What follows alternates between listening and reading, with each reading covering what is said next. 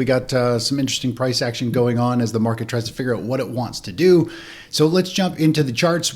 We're at a really critical turning point for the market. Now, the underlying trend remains up with the stock market. When we look at the long-term trend between bullish cycles where we've got a rising tide, we've got a falling tide in a bearish phase, we're still in a rising tide. That little hiccup, that little gap down, or that big gap down, depending on how zoomed in on the charts you are, really is very small in the grand scheme of things. When you look at this bullish phase from our last signal for the investment signal, that was a very small move in the grand scheme of things. It was a gap down on news, and now it's regained pretty much all of that, which is the key of understanding the underlying tide. If the tide is going up, news and sharp events that are just really emotional driven are usually given back right away. So a huge gap down, gaps get filled.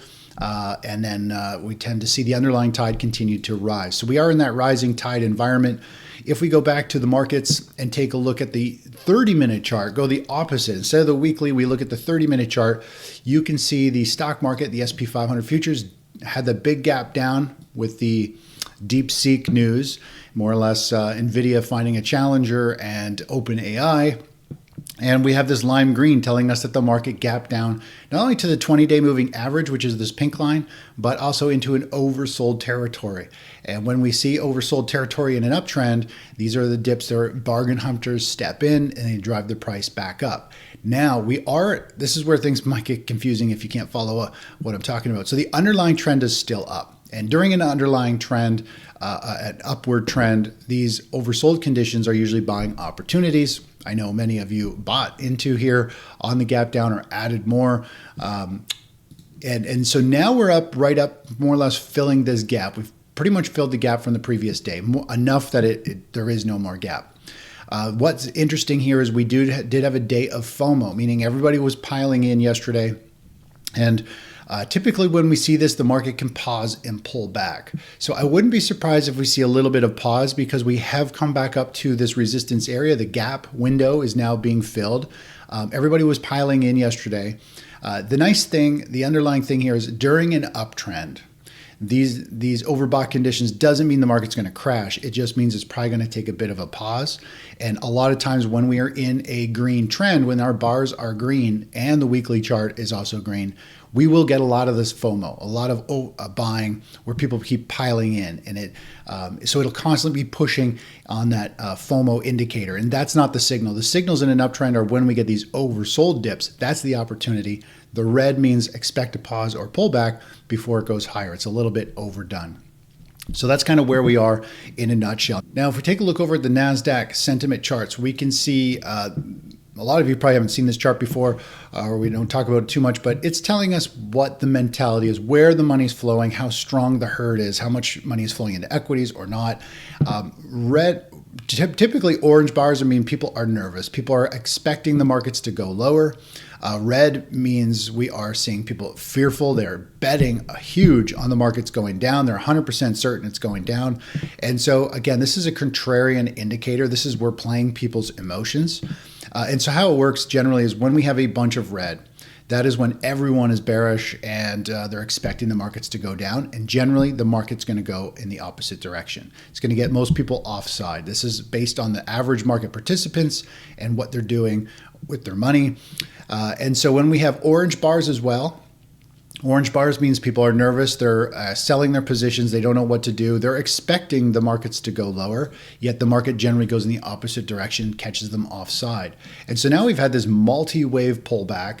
We've had a lot of orange bars. We've even had some red bars here telling us people are betting on falling pricing. And I like that when we're in an uptrend, because this means people have sold their positions and now they're buying put options. Now they're betting on the market selling off and going lower. And if they've already sold, if the majority of people who are going to sell have already sold, and now they're betting on downside with inverse ETFs, put options, usually the market's going to go the opposite way as the emotional herd. So we've seen this over here. People were betting, and then we saw a huge pop, caught everybody off guard. So we've got all of this stuff kind of coming together for some pretty explosive moves here in January. And let's take a look at where money is flowing though. We're seeing money flow into the technology today. The NASDAQ up the most, up almost 0.8%. Obviously lots of volatility. You can see the NASDAQ dipped deep. It gapped right down into this oversold market condition, and it's kind of clawed its way back up on the 30-minute chart. We're seeing money kind of rotate out of bonds a little bit today. So money into stocks, out of bonds. Bonds, this does look like a bearish bounce. You get oversold, and then boom, you have a bounce, and then eventually get sold into, and then you have a bounce. If we look at bonds, you can look at this peak here. It came right up into this cluster, into this resistance area, and then it sold off. If we take a look and draw a line here, we're getting close to this resistance area for bonds for it to potentially just roll over and potentially go back down and make even lower lows possibly. So we'll have to see how that unfolds. Again, I know a lot of people are excited about bonds and have been moving into bonds for a long time, but it still is in a downtrend. At best case scenario, it is in a bottoming stage one. And stage one can last a long time. It's already been down here for a couple of years. It's a lot of wasted time and money down there. Eventually, when it does turn around and start to head up, that's where the money will be made. Just like in bonds, when it puts in a major top, you've got a massive topping formation, and then it starts a stage 4 decline. And technically, it's kind of still in a stage 4 decline, but it definitely has a signature pattern that it looks like it's putting in a stage 1. The money is made in this stretch here. And of course, we need bonds to firm up, and then the money will be made on the stretch to the upside. Until then, this is very difficult, dangerous trading, very difficult, dangerous trading. And that's why we're not messing with it at the moment. If we go take a look at currencies, let's take a look at the dollar. The dollar has had a little bit of a move up. It pulled back to the 50-day, having a bit of a pause, trying to figure out which way it wants to go. We are seeing gold had a pretty nice pop. And if we take a look, it's breaking out to new highs and stretching up. We talked about how the next upside target is about 30.50. So there is some pretty good potential for gold to keep moving up with the markets and uncertainty. We're in that sweet market condition that when we come back to our cycles here, we're in this late stage where gold tends to do very well and can push higher right into the end. Even if the stock market goes higher or sideways, gold has the tendency to hold its value or keep moving higher. And that's why I like physical gold. It's hitting new all-time highs. And if we look at everyone who's been trying to trade the miners, like gold and silver miners, yes, they had a pop, but they are nowhere near the highs. I have talked and touched on this so many times. Look at silver miners. They are down dramatically. And it's unfortunate that so many people will refuse to get into gold because it's slow and boring, and they have to get into gold miners because there's so much more upside potential. I've gone through this in so much detail that this is not the time to trade gold miners. Just physical gold is the play. It is the real barometer, and it's the one that tells us where we are in the cycles. And you can see down 26%, down 35% with the silver miners. This is the place to be. Gold is the place to be if you need to be in the precious metal space. And keep in mind, you can trade gold with a 2x or a 3x or options. If it's too slow and boring for you, you can always get involved, add leverage to it. Take a good trade setup that you know is stable, and then you can apply leverage or compound the returns. With our ACS strategy, instead of using leverage ETFs, we use our compounding. We get in, we make money, and then the next investment, we reinvest it all. So we're compounding. That's how we get leverage. That's how we grow without having to expand on our risk and volatility using leveraged ETFs. This is how we go about growing our accounts with the lowest volatility and the highest return over the long run.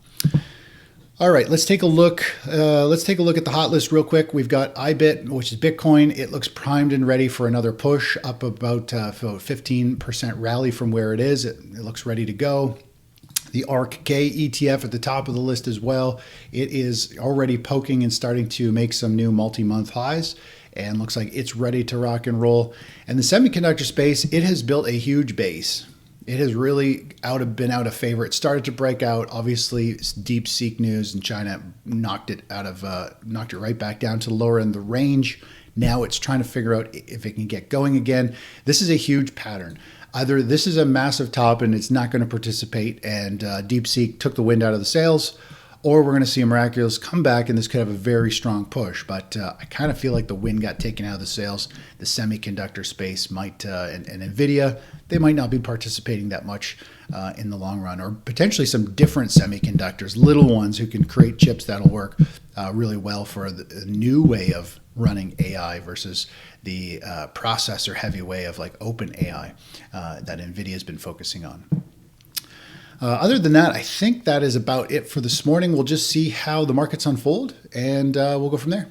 Take care. Oh yeah, one other thing. So I've been in Quebec the last week and a half, and I've taken an Allen key, which most of you probably know if you ever had IKEA products, and I turned it into a knife. I ended up forging it. I'll put a little video right here showing you how we melted it down, but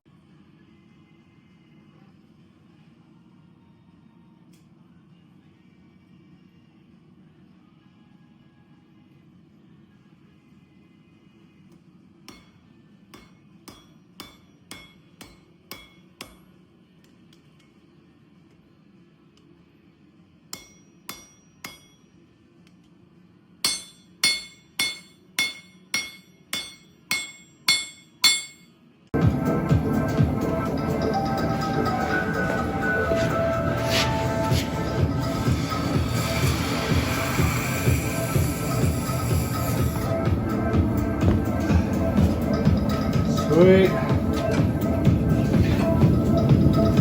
Pretty amazing stuff, and I want to get into making knives, and it's a pretty cool process. Anyways, take care. Bye-bye.